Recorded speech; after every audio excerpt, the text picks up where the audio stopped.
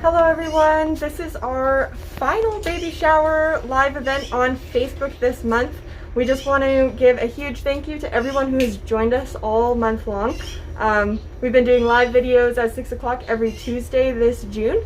So it's been a lot of fun getting to show you guys the little animals and the little babies here that we have at the clinic, as well as introduce you to some of our wildlife staff.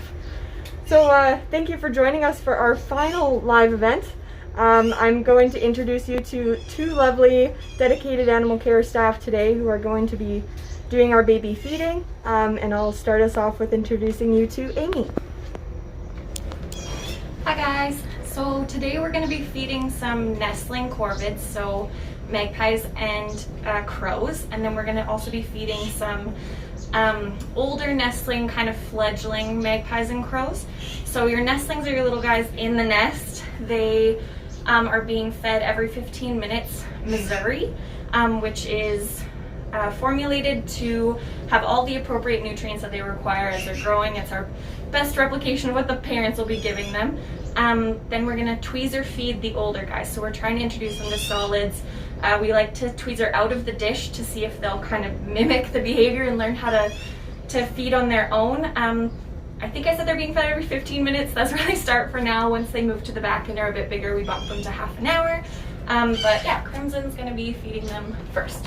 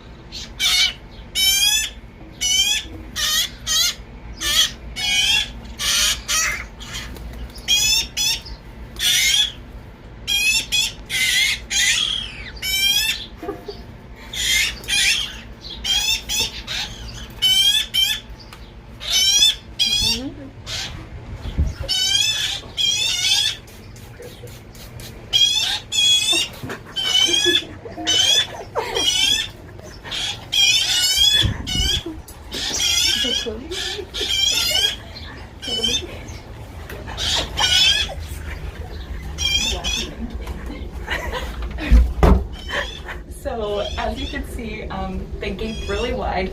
Your little guys, sometimes you have to, like, you noticed how Crimson was kind of tapping the side of the cage. They usually kind of feed and then they go right back to sleep. And especially with how hot it's been right now, they are using a lot of energy to just not overheat. That is why we mist them as well. Corvids are known to overheat, so we do make sure to mist them every time we feed them.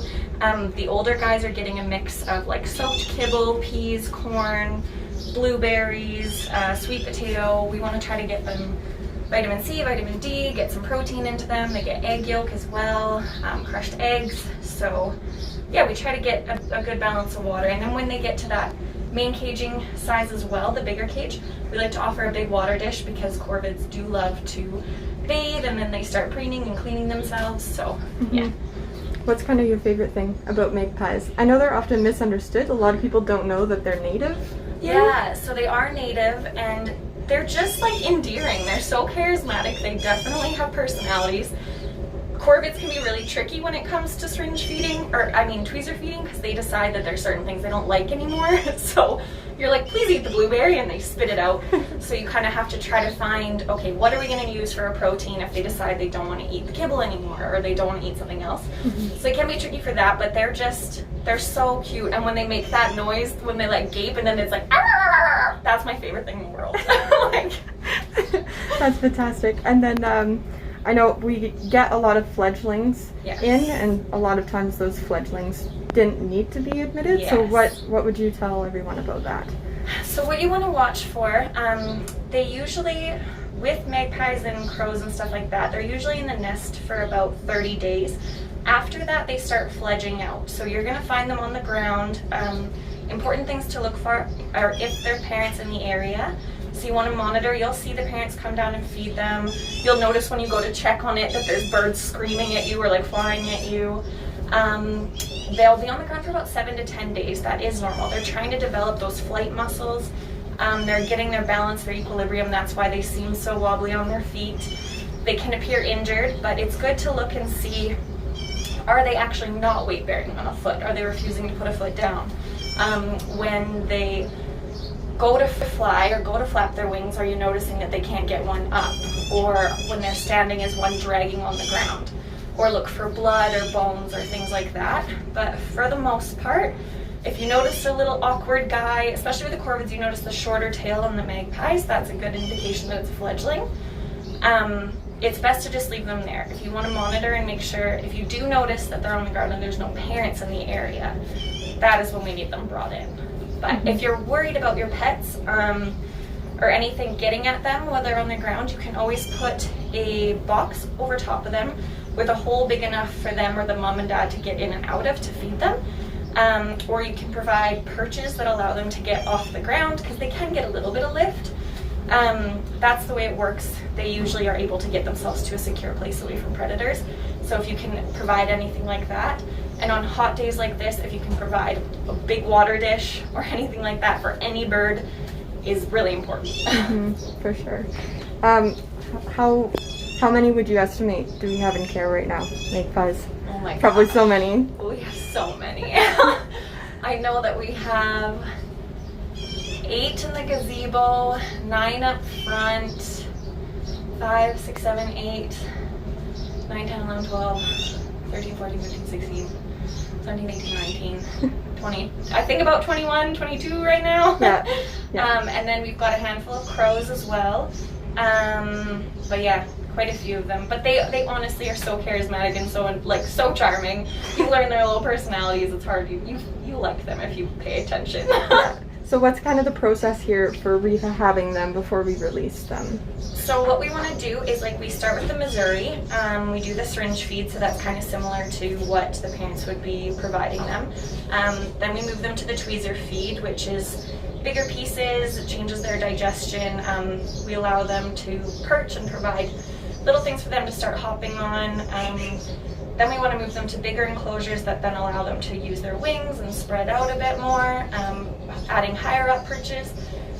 From there we move them outside to get acclimatized, again ensure that everybody can fly, and from there they can be released. Awesome. So about 60 to 70 days they're good to go from the time that they're born. So yeah, awesome. Well, we didn't get any questions today. Okay. So if anyone has questions, if anyone has questions, feel free to leave them in the comments and we'll get to them after the live stream. But awesome. Well, thank you so much, Amy you. and Crimson for feeding in the background. Awesome, thanks guys. Awesome, well that was super quick. You could see that the little nestlings were beeping in their little nests, and then the fledglings would make that silly sound that Amy was talking about when we tweezer fed them. They are definitely quite the little characters. You could probably hear them in the background. They are kind of squawky and chattery when they're in care, especially because they are young.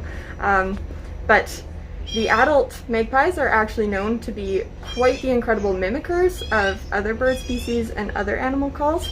So if you're hearing a bird in your yard, it's very possible that it's not even the species you're thinking it is. It could very well be a magpie mimicking that song.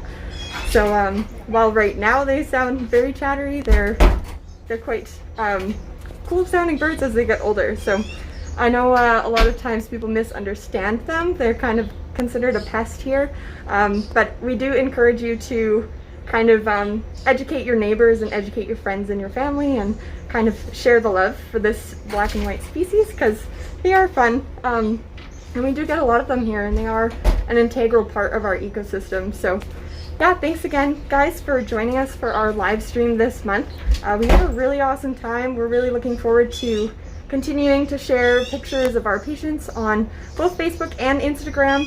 So if you're not following us on those platforms, please do.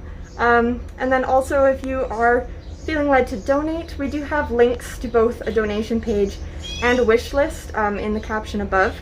So we would really appreciate if you would check those out. We are a registered charity and a non-profit, so we do rely on the generosity of the public to keep running and to provide expert care to these little guys that we've shown you all month long.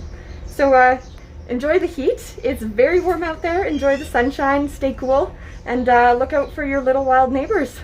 Awesome. Have a good one, guys. See you later.